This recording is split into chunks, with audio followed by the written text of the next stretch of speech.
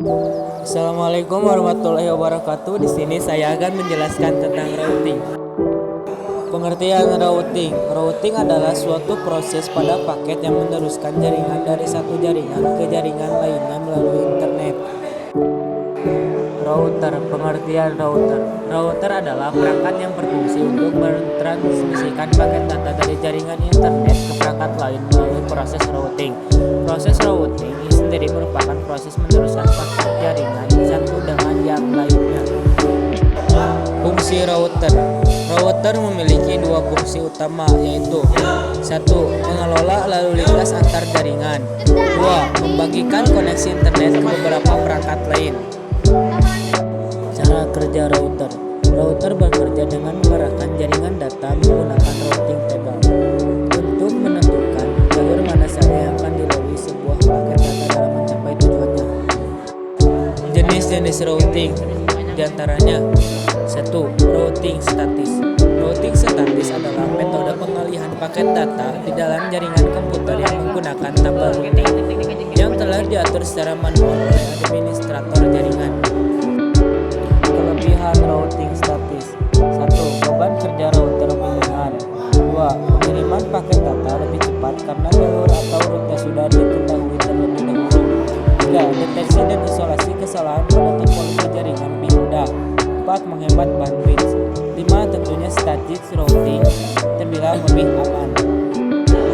Kekurangan routing statis. 1. Implementasi yang terbilang cukup rumit. 2. Network administrator harus mengetahui semua alamat network yang akan didaftarkan. 3. Sulit untuk diterapkan pada jaringan dengan skala yang besar. 4. Membutuhkan proses konfigurasi yang lebih lama.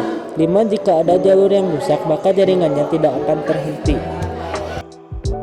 Routing dinamis. Routing dinamis adalah metode pengalihan paket data di dalam jaringan komputer, di mana perangkat jaringan secara otomatis berkomunikasi satu sama lain untuk memutuskan jalur terbaik bagi paket data.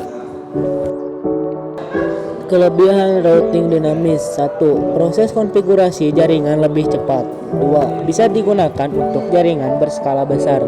3. Jika ada jalur yang rusak, tetap aman. 4. Jalur ditentukan secara otomatis oleh sistem.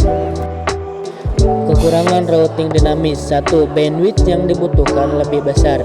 2. Jalur yang bisa menentukan adalah sistem, bukan dari administrator. 3. Membutuhkan RAM yang lebih besar untuk menentukan jalur terbaik saat terjadi down. Perbedaan router dan router. Router adalah perangkat keras yang dipakai untuk menghubungkan beberapa jaringan, baik itu jaringan yang sama atau juga jaringan berbeda. Sedangkan routing adalah proses pengiriman paket data dengan melalui jaringan dari satu perangkat ke perangkat lainnya. Perbedaan routing statis dan routing dinamis.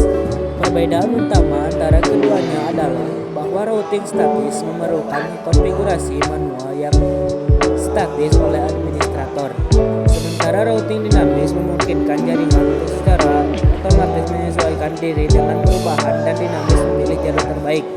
Routing dinamis lebih cocok untuk jaringan yang kompleks atau berubah-ubah, sedangkan routing statis mungkin lebih sederhana tetapi memerlukan lebih banyak perhatian dalam pengaturan awal. Protokol routing. Protokol routing adalah komunikasi antar router untuk menemukan jalur terbaik dalam mencari sebuah alamat tertentu dengan cara pertukaran informasi antara router satu dengan yang lain. Exterior Gateway Protocol. Exterior Gateway Protocol adalah protokol yang mengumumkan kepada autonomous system lainnya tentang jaringan yang berada di bawahnya. Interior Gateway Protocol. Interior Gateway Protocol adalah protokol routing kelas dinamis yang digunakan oleh router sistem otonomous yang berjalan pada host TCP atau IP. TCP mengatasi keterbatasan jaringan routing information protokol atau RIP dan mendukung beberapa metrik routing termasuk penundaan, bandwidth, beban, dan keandalan. Jenis-jenis protokol routing.